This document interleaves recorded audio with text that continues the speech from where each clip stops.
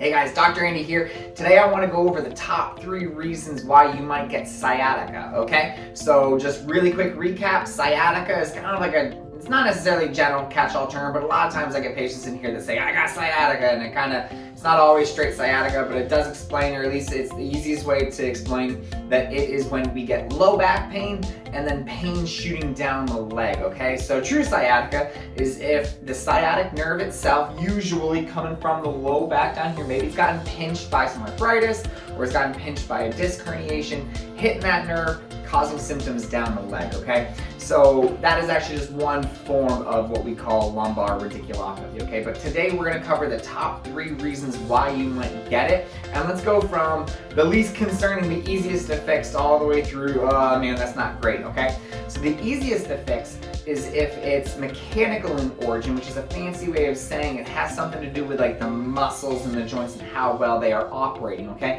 Typically that is gonna cause something called piriformis syndrome, okay? Piriformis syndrome is when the piriformis muscle itself that attaches right here in the low back goes across the butt and hits your hip or attaches to the hip. It's responsible for turning the leg outward, okay? When it contracts, it turns the leg out. But the sciatic nerve sits directly underneath it, okay? So if the piriformis muscle gets spasmed or it gets really, really tight, you can clamp down on that nerve and give symptoms down the legs, okay? Or down that leg, okay?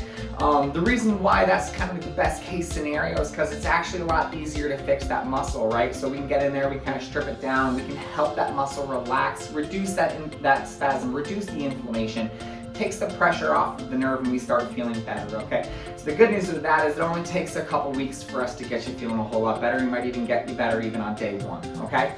The next most likely scenario is it's a big jump up from, it's kind of easy to help with piriformis syndrome. It's a lot more difficult to help with a disc herniation. That's the next most likely scenario. The good news is that we still can help, okay? So disc herniation is when in the low back, the disc, which is sort of like a jelly donut, hard outer shell, liquidy center, if there's an injury there, usually through some kind of repetitive stress, maybe it's sitting too long or picking up heavy things over and over, you wear down that hard outer shell. And then some of that liquid starts to push out from that little injury, pushes out, hits the sciatic nerve, and we get symptoms down the leg, okay? This is a lot less fun because it's a lot more constant than piriformis syndrome. The symptoms are a lot more intense. It's a lot more uncomfortable, okay? It's a lot harder to get to go away, okay? We can absolutely still help with it. Lots of exercises here in the office help, and we got therapies that we can do. Shockwave, while it doesn't exactly cure it or fix it or anything like that, it helps with some of the inflammation, okay?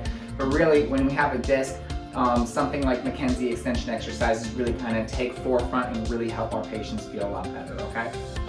So that's if we have a disc herniation, hits the nerve, goes down the leg. These cases can take weeks to sometimes months to resolve. Sometimes occasionally we do have to refer out for imaging or orthopedic referral or something like that to co-manage it. But the good news is that even with a true sciatica, true disc herniation, we can help a lot of those cases, okay?